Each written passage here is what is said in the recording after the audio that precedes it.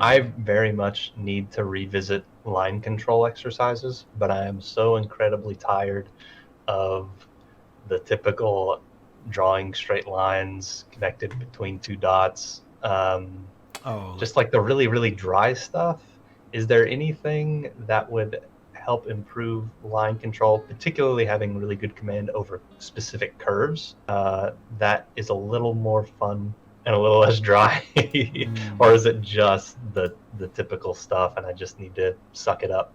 so here's where I can help. Because if you can develop a more loose approach and let's say authority and confidence, you analyze the shape and then recreate it in your own way, that same confidence will transfer over to the way you paint your brushstrokes and then the way you model form, the way you do all that. So now it seems like you've done a very analytical approach, which is what we wanted, of, the macro, the micro, even the subdivisions of how the big, medium, small is happening in here. And yeah, so that's good. So the question is, how do you start to get a little bit loose with that?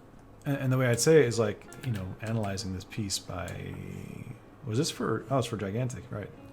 It's one thing to say, all right, well, here's that big egg shape. We're going to be very careful and accurate and try to get that subdivision, like, okay, look, it subdivides here as well. What I'd want you to do instead is develop a more of a shorthand approach. So now let's go ahead and turn all this off and then go over here. So if I was to say do a egg shape or a C curve, so if I say do a C curve, there it is. That's like half of the egg shape. You complete it, blah, blah, blah. Now, if you do it again, it's going to be a little bit off. There are so many different permutations of this where the peak is going to be a little bit higher and lower on some of them, a little bit shorter and fatter and whatever. So there are so many different possible outcomes for that one stroke. And then the same thing for the top stroke. And then same thing if you're just going to do it all at once. So keep that in mind when I'll have you do the next thing, which is see what you can do by doing that in one stroke, right? Or a couple strokes, just like very loose, quick connection like that. That way you start to develop an intuitive thing, realizing this line could have gone this way, that way, could have been too short over here, but you have to practice every single possible outcome, even if you have to do it loosely like this, so that you develop the muscle memory and motor control for, we'll say, an appealing shape, right? And so the way I would do it is, if I was to study this and break it down, is just like, okay, well, we got this shape here, we have a big shape there. I'm going to just simplify that into a thing like that.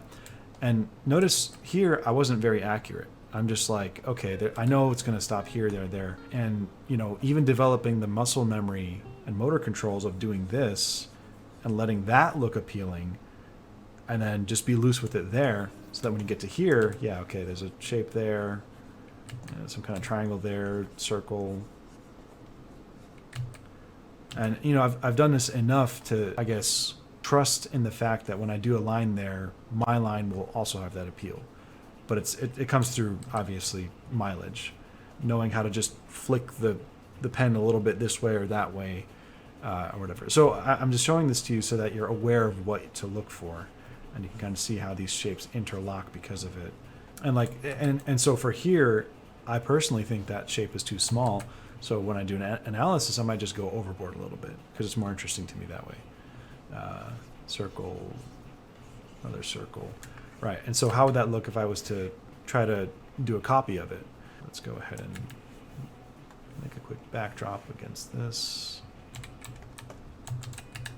So I'd probably start with that the egg shape and then start subdividing from there. So there's the egg shape of the main body and very big, very loose. And then there's another, it's more of like a triangle for the head. And then there's a scarf. I'm not being too accurate here. That's fine. There's a line here. There's a big pouch thing. And now the tricky part here is I could either draw the foot or the shape there, or I could draw the easier thing, which is the negative space there. And that's pretty clear to me where it's like just an egg right there and then a reversed egg causing negative space there. So I could just do that, and then that gives me exactly the shape I'm looking for. and then it just kind of keeps going. A big circle there. We got the glove, and then later we can subdivide the actual things, like the hair, which is like just a butterfly triangle looking thing. There's a nose here. The eyes are on either side. Eyebrow, mustache, and then the glove over here. And these beakers. Now, if I take this and I put it on top of the drawing, it's not going to be too accurate, but it's close enough. And that's just my interpretation of the shapes here. Now, I know in the lesson I said, pick something and then carefully know every little thing like that and just be very aware of it. That would be my next step. I would take what I have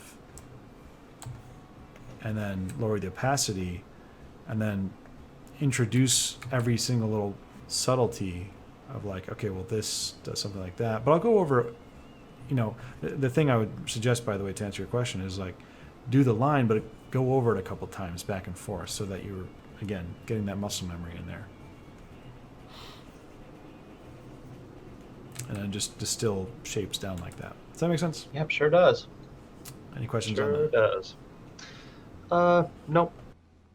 All right, dude, try to give this a shot. So I'm gonna make a new layer. I'm gonna grab this brush so that I can see like which way I'm actually rotating when I'm doing the S-curve.